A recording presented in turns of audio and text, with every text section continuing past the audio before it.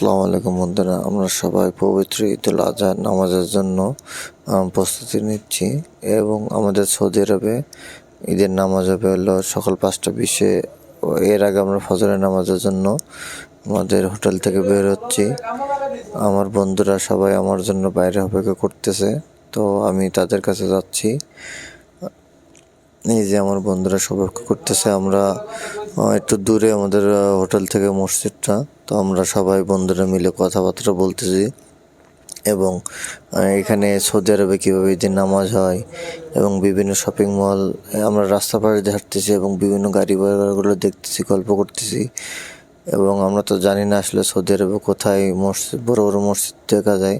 তো আমরা একটা বড় একটা মসজিদ দেখে তারপর যাবো। এই যে এখন আমরা একটা শপিং মলের সামনে দিয়ে যাচ্ছি।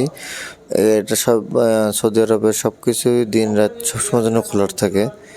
তো আমরা প্রায় মসজিদের কাছাকাছি চলে আসছি। এই যে আমাদের মসজিদটা, এই যে মসজিদটা অনেক সুন্দর, ভিতরটা আরও অনেক সুন্দর। আমি গতকালকে আসছিলাম এখানে, তো ভিতরেরটা অনেক সুন্দর। এই দেখেন, এখানে সৌদি যারা বসবাস করে, সৌদির নাগরিক, তারা সবসময় জন্য সামনেই থাকে এবং তারা খুবই কম কথা বলে, মসজিদে কোনো কথা বলে না। তারা মসজিদে এসে চুপচাপ বসে যে যার মতো কোরআন শরীফ পড়ে, নামাজ পড়ে।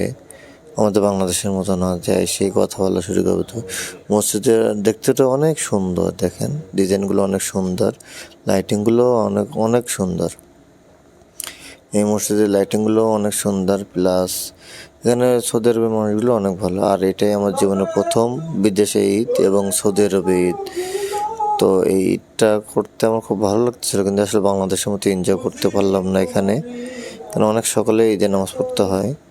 এই যে ঈদের নামাজের জন্য আমরা সবাই দাঁড়াবো এখন। এই যে ঈদের নামাজ পড়ার জন্য দেখেছেন, যত মাথায় কাপড় হলো সব কিন্তু সৌদি আর নাগরিক। আমাদের নামাজ শেষ হওয়ার পথে আমরা এই যে বেরোয় যাচ্ছি। নামাজ বেরোনোর পথে আমরা একই এলাকার দুইজন ব্যক্তি, এই যে আমার পাশে রিয়াজ আছে, এটা আমার ছোট ভাইয়ের মতোই। আমরা একই এলাকার থেকে সৌদি